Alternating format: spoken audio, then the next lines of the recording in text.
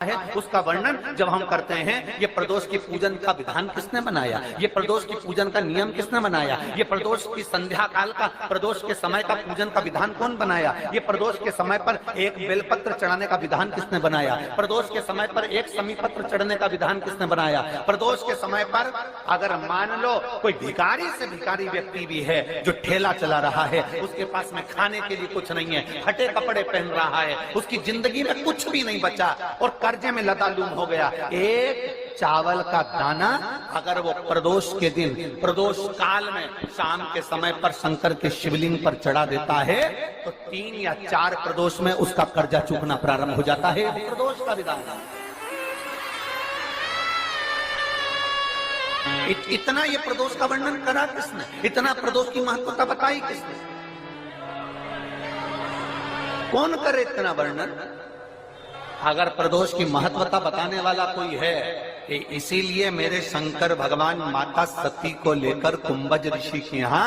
अगस्त ऋषि के यहाँ कथा सुनने के लिए गए थे, क्योंकि उनके बराबर कोई शंकर के महत्व को बता नहीं सकता और प्रदोष के महत्व को नहीं बता सकता। सती मैया को प्रदोष का महत्व बताने के लिए शंकर सती जी को लेकर कुंभज बाबा के यहाँ गए थे, अगस्त ऋषि कि प्रदोष के महत्व को तो जानो सती,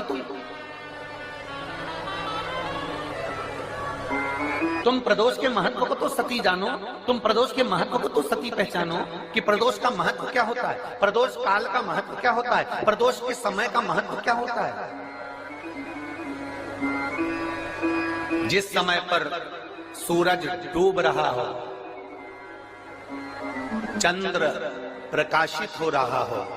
दोनों का मेल हो रहा हो, ना तो पूरा सूरज डूबा है, न पूरा चंद्र आया है, न पूरा अंधेरा है, न पूरा उजाला है, उस समय को प्रदोष काल कहा गया, उस समय को प्रदोष का समय कहा गया, प्रदोष काल कहा। अब कई लोग हमसे कहते हैं गुरुजी आप हमको प्रदोष का समय बताया करो कि प्रदोष काल किसको कहते हैं, प्रदोष का समय किसको कहते हैं। अब एक बात हम आप सबसे कहना चाहते हैं, जितने लोग आस्था चैनल पर सुन रहे हैं, जितने फेसबुक यूट्यूब पर सुन रहे हैं और जितने रेवाड़ी की इस पवित्र धरा पर कथा को सुन रहे हैं, आप सबसे एक बात कहना चाहिए। अगर हम समय देखकर बताएं आपको कि शाम को 6 बजे, 6:30 बजे, 6:30 पे लेकर 7:30 के बीच में ये समय है, या 5:30 से लेकर 6:30 तक का ये समय है, या हम तुमको बोल दें कि इतनी बजे ये समय प्रदोष काल का रहेगा या इतनी बजे ये समय रहेगा, तो देखिए कभी कभी ठंड का समय आता है तो दिन जल्दी ढल जाता है, कभी कभी गर्मी का समय रहता है तो दिन बहुत लेट ढलता है। इसलिए समय की गणना से मत चलो, आप तो ये अंदाजा लगाकर रखो कि दिन ढल रहा हो, अंधेरा होना शुरू हो रहा, सूरज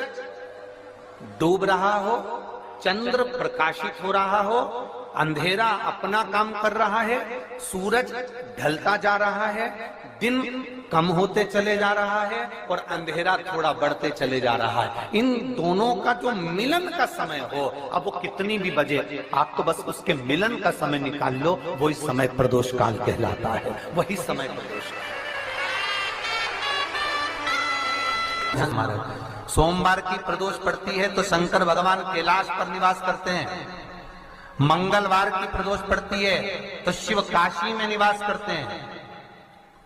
बुधवार की प्रदोष पड़ती है तो शिव रजत भवन में निवास करते हैं, गुरुवार की प्रदोष पड़ती है तो शिव गंगा के स्थल पर निवास करते हैं, शुक्रवार की अगर प्रदोष पड़ती है तो शिव नीलकंठ पर विराजमान होते हैं, शनिवार की अगर प्रदोष पड़ती है तो शिव शमी के वृक्ष के नीचे रहते हैं, और रविवार की जब प्रदोष पड़ती है तो शिव बेलपत्र के पेड़ के नीचे निवास करते हैं। महाराज ये एकादशी शंकर से कह रही है कि आपका स्थान ये नहीं कि आप कैलाश पर मिले, उस बार को, उस तिथि के दिन, उस अनुकूल।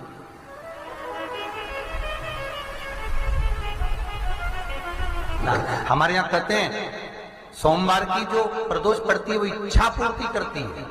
मंगलवार की प्रदोष रोग से मुक्ति देती है,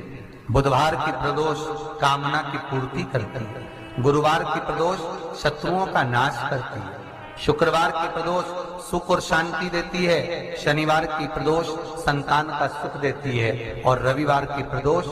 जो काम दुनिया में कोई नहीं कर सकता वो अचूक फल की प्राप्ति रविवार की प्रदोष करा देती है। महाराज ऐसी प्रदोषों का नियम वर्णन किया चाहिए। भगवान का तो ठीक है, तू थोड़ी देर खड़ी हो। एकादशी सम्मुख खड़ी हुई,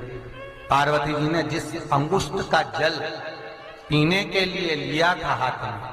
बस पीने ही वाली थी, शंकर भगवान ने वही हाथ में जल लेकर एकादशी के हाथ में उसको देकर कहा, ले ये मेरे द्वारा निर्मित एक व्रत है जिसे त्रयोदशी के दिन तूने मांगा है, मैं तुझे देता हूँ। आज इस व्रत का फल मैं तुझे प्रदान करता हूँ। अब तू जिस जीवात्मा को लेकर जाएगी उसका पाप प्रबल नहीं होगा। किसी स्त्री, पुरुष, बालक, बुजुर्ग जो भी होगा जिसने प्रदोष का व्रत करा होगा, वो जीवात्मा को तू किसी फल की कामना से नहीं स्वतः ही लेकर चली जाए, उसमें कोई कामना नहीं है। बन सके जीवन में 11 प्रदोष या 26 प्रदोष करने के बाद आप उसका उद्यापन कर कर विराम भी दे सकते। पर जीवन में एक बार प्रदोष का व्रत मौका मिले, जिस कामना से जिस दिन का भाव आपके मन में आए कि मुझे रोग से मुक्ति पाना है तो ये प्रदोष मुझे करना है, मैं रोग मुक्ति के लिए, हम जो भी आपके मन में आ रहा है, संतान प्राप्ति के लिए शनिचरी प्रदोष, आप उसका स्मरण करें। फिर लिखा शिव महापुराण में, बड़ा सुंदर लिखा विद्याजी ने, मान लो आप प्रदोष का व्रत नहीं कर सकते,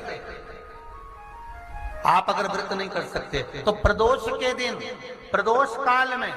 शाम का समय सूर्यास्त का कुछ पल, कुछ घड़ी के पहले से लेकर बाद तक का प्रदोष काल के अंतर्गत आप शंकर जी के मंदिर में जाकर 1 लोटा पानी, 5 बेलपत्र भी अगर समर्पित करते हैं